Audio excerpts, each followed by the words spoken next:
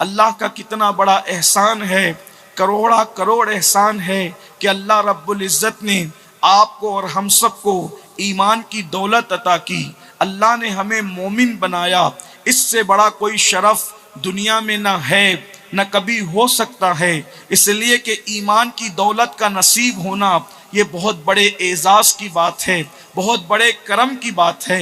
यकीन जानिए ये बहुत बड़ा अल्लाह का एहसान है कि अल्लाह ने हमें ईमान की दौलत अता की। इसलिए कि वो बादशाहत तो अपने दुश्मनों को भी देता है, वो माल तो अपने दुश्मनों को भी देता है, वो हुस्न तो अपने दुश्मनों को भी देता है। ये उसकी तकसीम है। उसने कभी खूबसूरती हजरत यूसुफ को भी दी है, मगर जाहिरी खूबसूरती अबू लहब को भी नसीब हुई। अगर आप तारीख का जायजा लें तो अबू लहब को अबू लहब इसलिए कहा जाता है कि वो इतना खूबसूरत था कि उसके चेहरे की सुर्खी को देखकर ऐसा लगता था जैसे आग के शरारे उठ रहे हैं। उसके हुस्न का आलम ये था। तो हुस्न वो कभी दोस्तों को भी देता है, वो कभी दुश्मनों को भी देता है। बादशाहत अगर जुल्करनैन जैसे दोस्त को देता है तो नमरूद जैसे दुश्मन को भी देता है। बादशाहत अगर वो सुलेमान जैसे महबूब को देता है तो फिरौन जैसे मरदूद को भी देता है। इसी पर आप समझ लें अल्लाह अपनी जो नेमतें चाहता है दोस्त और दुश्मन सबको देता है। बल्कि कभी कभी दुश्मनों को जाहिरी दौलत इतनी अता करता है कि इकबाल जैसा कलंदर भी शिकायत करने लगता है। अल्लाह अकबर। और यूं कहता है रहमतें हैं तेरी अगियार के काशानों पर, रहमतें हैं तेरी अगियार के काशानों पर, बर्क गिरती है तो बेचारे मुसलमानों पर। मगर याद रखिए हर दौलत खेत और खलियान दोस्त और दुश्मन सबको देता है, तख्त और ताज दोस्त और दुश्मन सबको देता है, मगर ईमान की दौलत सिर्फ उसी को देता है जिसको अपना महबूब बनाता है, जिसको अपना मकबूल बनाता है।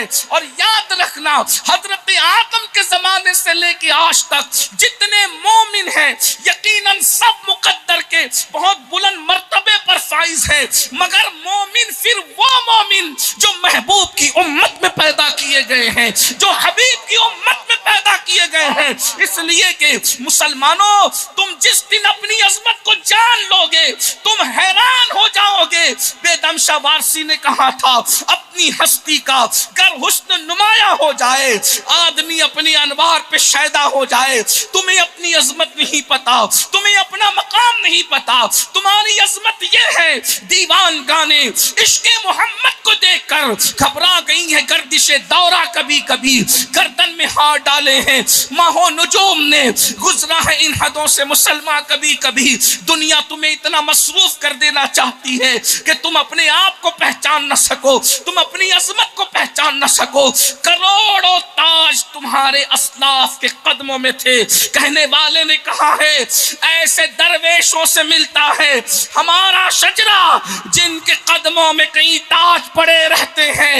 लोगों को अपनी बादशाहत पर नाज है, हमें मोहम्मदुर रसूलुल्लाह की गुलामी पे नाज है। इसलिए कि बादशाहों को जो चीजें ख्वाब में नजर नहीं आती मोहम्मदुर रसूलुल्लाह के गुलामों को वो चीजें हकीकत में अता कर दी जाती है। इसीलिए तो मेरे इमाम कहते हैं क्यों ताजदारों ख्वाब में देखी कभी वो शय,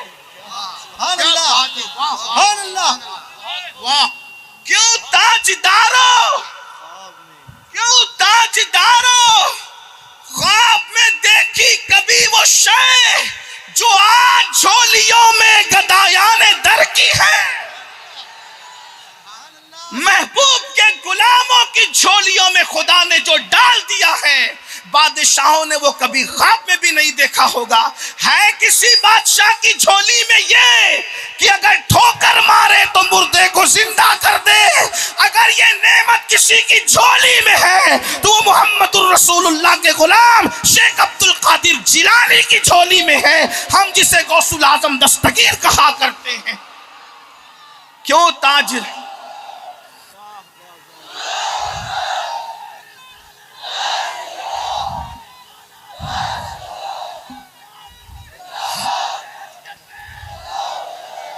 किसी बादशाह की झोली में ये कि वो सागर को घाघर में समेटने का शरफ हासिल करे।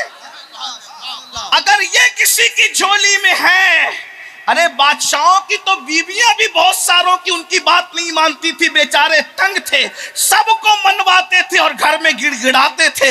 अगर नाम लूंगा तो आप हैरान हो जाएंगे कि जिसको लोग द ग्रेट कहते हैं उसकी महारानी भी उसकी बात नहीं मानती थी। लेकिन ये तो नबी के गुलाम की शान है कि मुरीद को कहते हैं जा और अना सागर से कहना कि मेरे कूजे में सिमट आ, तो सागर सिमट आया। इसी को बरेली के कलंदर ने समेट लिया।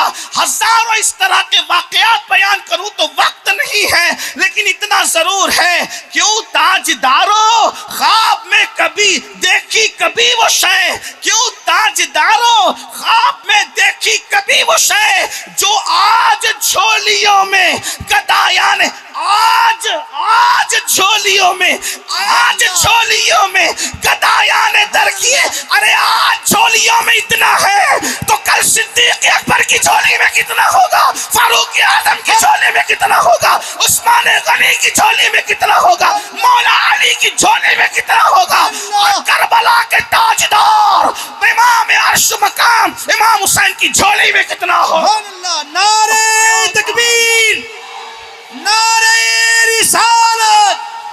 क्यों ताजदारों ख्वाब में देखी कभी वो और कभी ख्वाब में भी देखा, कभी ख्वाब में इंसान ख्वाब अपनी औकात से बढ़ के देखता है, लेकिन मोहम्मदुर रसूलुल्लाह के गुलामों को जो मिल गया वो बादशाहों को ख्वाब में भी नजर नहीं आता। और दूसरे मकाम पे उसकी तशरीह करते हुए खुद कहते हैं अल्लाह अकबर, और बड़े मजे में कहते हैं कि जिसकी खातिर मर गए मुनइम रगड़ कर एड़ियां, उनका मंगता पांव से ठुकरा दे वो दुनिया का ताज। मंगता है, मंगता उनका मंगता पांव से ठुकरा दे वो दुनिया का ताज। हमारे जलसों में लोग क्या तख्त ताज की बात लेके बैठे हैं। हमने कहा उनके मंगता की शान ये है, मिले तो न ले, कहते उनका मंगता पांव से ठुकरा दे। अच्छा, ठुकराना दो तरह का होता है, एक जबान से ना कह दो तो लोग वो भी कहते हैं कि ठुकरा दिया, हाँ ये महारतन कहते हैं, जबान से कहा मुझे नहीं चाहिए तो ठुकरा दिया। लेकिन जो उनका मंगता होता है वो जबान से नहीं ठुकराता, ठुकराने का दूसरा तरीका होता है जो बहुत बड़ा होता है, कहते हैं ये ले। उनके मंगतों की शान क्या है, जो मोहम्मदुर रसूलुल्लाह की गली का मंगता है, उनका मंगता पांव से ठुकरा दे वो दुनिया का ताज, जिसकी खातिर मर गए मुनीम रगड़ कर एड़ियां।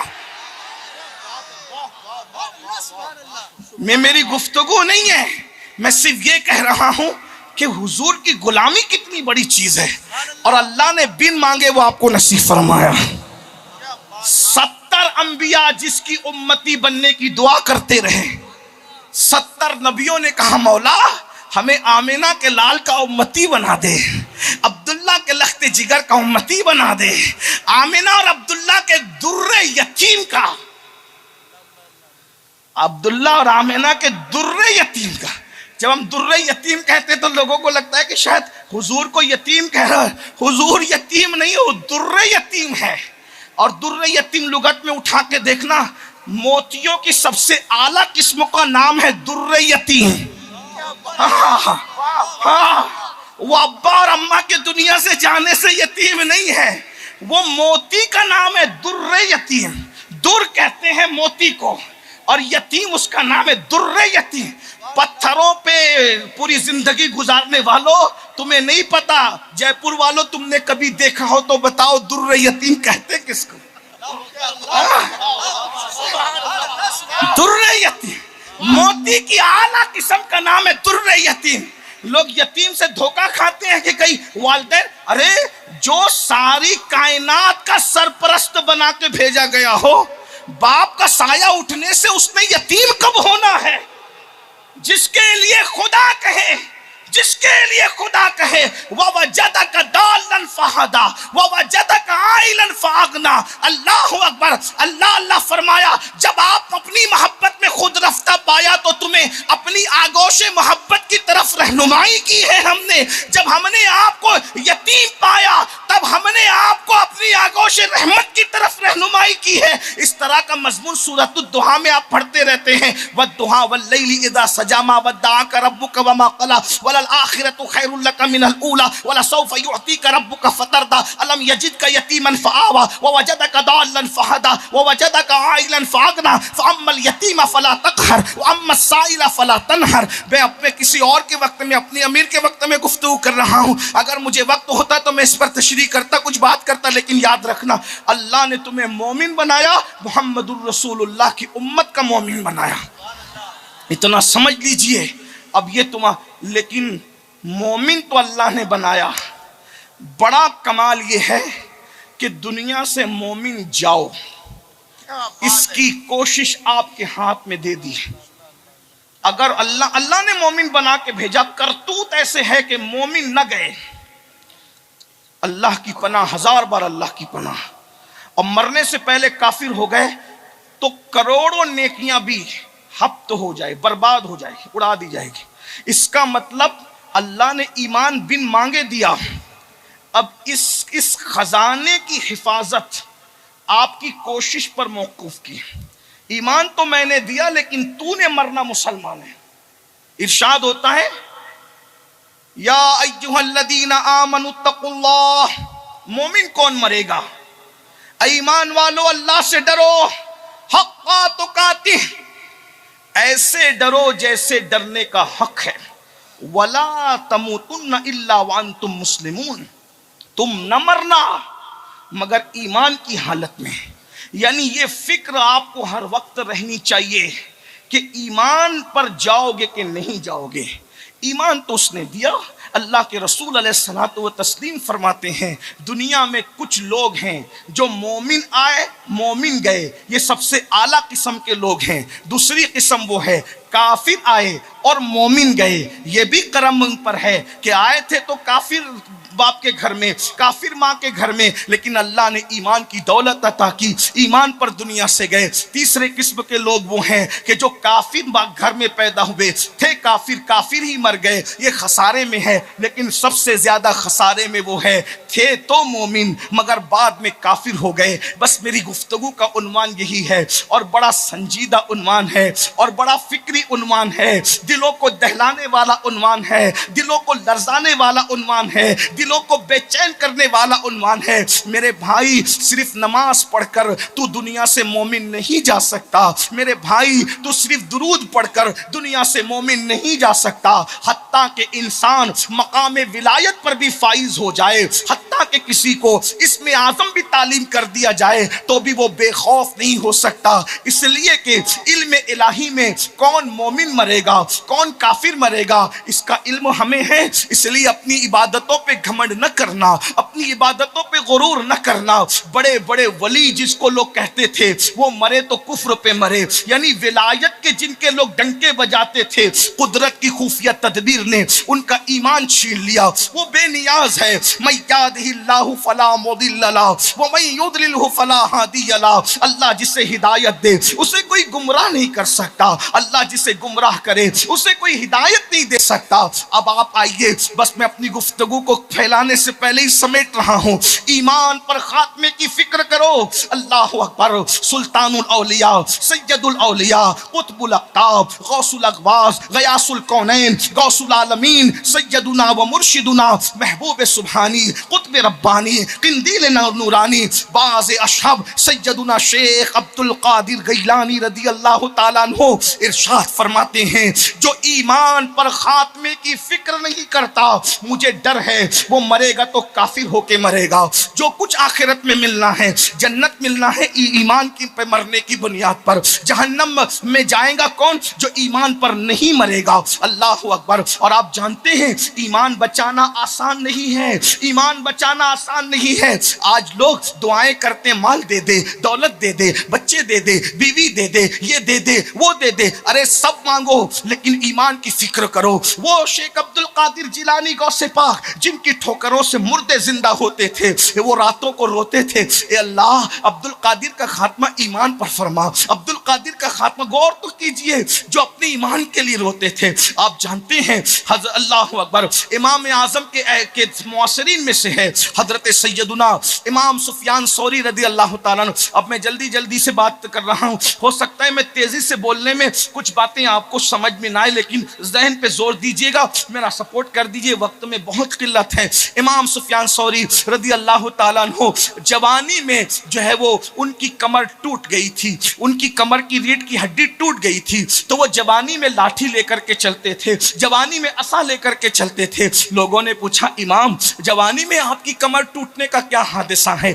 जवानी में आपकी कमर कैसे टूट गई? इमाम सुफियान सौरी कहा करते थे, मेरे उस्ताद थे जिन्होंने 50 साल तक के आसमान नहीं देखा कभी, आसमान नहीं, तकवे का आलम देखे, आसमान नहीं देखा कभी। वो मस्जिद में बैठ के दरसे हदीस देते थे, बड़े बड़े उलमा, बड़े बड़े अख्ताब, बड़े बड़े औलिया जिससे हदीस का दर्स लेते थे। यानी ये कब की बात है? इमाम बुखारी के दौर से पहले की बात है। अभी इमाम बुखारी के वालिद भी पैदा नहीं हुए होंगे, ये उस दौर की बात है। इसलिए कि इमाम सुफियान सौरी रदी अल्लाह ताला, इन लोगों का दौर पहली सदी का है, इमाम बुखारी का दौर तीसरी सदी का है। आप अंदाजा तो करें मेरे भाइयों, जरा गौर तो करें। इमाम सुफियान सौरी कहते हैं उसने कभी, हमारे उस्ताद ने आसमान नहीं देखा, 50 साल हदीस का दर्स दिया, लेकिन जब उनके इंतकाल का वक्त आया, जब उनकी मौत का वक्त आया, 50 साल तक जिसने मस्जिद के बाहर कभी कदम नहीं निकाला, 50 साल तक कभी उसकी तकबीर औला फौत नहीं हुई, जब मौत का वक्त आया उस्ताद को हमने रोते देखा। उस्ताद क्यों रो रहे हो? कहते हैं इस खौफ से रो रहा हूं, पता नहीं मोमिन मरूंगा कि काफिर मरूंगा, ईमान पर खात्मा होगा कि नहीं होगा। जरा गौर करना मेरे भाइयों, अल्लाह अकबर। जिना के अड्डों को आबाद करके जन्नत के ख्वाब देखने वालों, रातों के 3-3, 4-4 बजे तक मोबाइल का मिसयूज करके जन्नत का ख्वाब देखने वालों, मस्जिदों को वीरान करके जन्नत का ख्वाब देखने वालों, माँ बाप को तरसा तरसा कर, माँ बाप को दवा के लिए तड़पा कर, माँ बाप को रोटी के लिए तरसा कर, माँ बाप की बद्दुआएं लेकर जन्नत का ख्वाब देखने वालों, जन्नत इतनी आसान नहीं है, जन्नत इतनी आसान नहीं है। अल्लाह अकबर। ईमान पे खात्मा होगा तो जन्नत मिलेगी, और ईमान पर खात्मे की फिक्र किसको है? अल्लाह अकबर। क्या लोगों के कानों ने ये नहीं सुना कि जब कोई मर्द औरत जिना करते हैं तो ईमान उससे ऐसे निकल जाता है जैसे कोई कपड़े निकाल लेता है? अल्लाह अकबर। अंदाजा तो करें, और छतरी की तरह उसके सर पे साया फगन हो जाता है। फैशन के नाम पर जिना के अड्डों को आबाद करने वाली कौम फिर जन्नत के ख्वाब देख रही है, और वहां 50 साल जिसकी तकबीर औला फौत नहीं हुई। इतना बड़ा अपने जमाने का मुहद्दिस इमाम सुफियान सौरी का उस्ताद कहते हैं, मौत के आखिरी, जिस दिन मौत आना था उस दिन, जिंदगी के आखिरी दिन रो रहे, मेरा खात्मा ईमान पे होगा कि नहीं होगा? इमाम सुफियान सौरी कहते हैं, अल्लाह जिसकी 50 साल तक की तकबीर औला फौत नहीं हुई, उसको अपने ईमान पे खात्मे की कोई गारंटी नहीं है, मेरा क्या बनेगा? इमाम सुफियान सौरी पर अल्लाह का खौफ इतना गालिब हुआ कि इस जुमले को सुन के कड़कड़ कड़कड़ करके उनकी रीढ़ की हड्डी टूट गई, और जवानी में इमाम सुफियान सौरी रदी अल्लाह ताला जो है वो लाठी लेकर, यानी अल्लाह के खौफ की वजह से उनकी रीढ़ की हड्डी टूटी कि जब मेरे उस्ताद को ईमान पर खात्मे की कोई गारंटी नहीं है तो मेरा क्या बनेगा? हजरत इमाम, बहुत बड़े इमाम फिका के, अपनी किताब मदखल में नकल करते हैं कि जब कोई इंसान दुनिया से जाता है, पूरी जिंदगी ईमान बचा बचा के रखा, बहुत बचाया, ईमान बहुत बचाया, जब मौत का वक्त आता है, साहिब मदखल लिखते हैं कि शैतान उसकी माँ और उसके बाप की शक्ल बनाकर आता है, क्योंकि अल्लाह ने शैतान को यह इख्तियार दिया कि वो जिसकी चाहे शक्ल बना ले, बस एक शक्ल में शैतान नहीं आ सकता, वो शक्ल है शक्ल मुस्तफ़ा जाने रहमत। हत्ता के ख्वाब में भी शैतान मुस्तफा जान रहमत की शक्ल में नहीं आ सकता। किधर है वो लोग जो मुस्तफा जान रहमत की तरह होने का दावा करते हैं? अरे वो शैतान जो सबकी शक्ल बना ले, वो क्या शक्लें बेमिसाल है कि शैतान हजार इख्तियारात के बावजूद शक्ल मुस्तफा ख्वाब में भी नहीं बना सकता। उस शक्ल मुस्तफा की बेमिसलियत का आलम क्या होगा? वो कमाल हुस्न हुजूर है कि गुमान नक्स जहां नहीं, यही फूल खार से दूर है, यही शम्मा है कि धुआं नहीं। लम याती नजीर कफी नजरिन मिसले तो नशुद पैदा जाना, जगराज को ताज तोरे सर सोहे है तुझको शहेदो सरा जाना। लका पतरुन फिल वजहिल अजमल खतहाल माजुल फाबरे अजल, तोरे चंदन चंद्र परो कुंडल रहमत की भरन बरसा जाना। उस शक्ल को शैतान भी अपनी शक्ल, वो उस शक्ल में शैतान कभी, क्या बेमिसलियत है हमारे आका की। साहिब मदखल लिखते हैं शैतान माँ की शक्ल बाप की शक्ल बना के एक को इधर बिठाता है, एक को उधर बिठाता है और माँ बाप की शक्ल में आके कहता है ईसाई हो जा, क्रिश्चियन ईसाई हो जा, क्योंकि फुला बंदा ईसाई होके मरा तो बहुत आराम में है।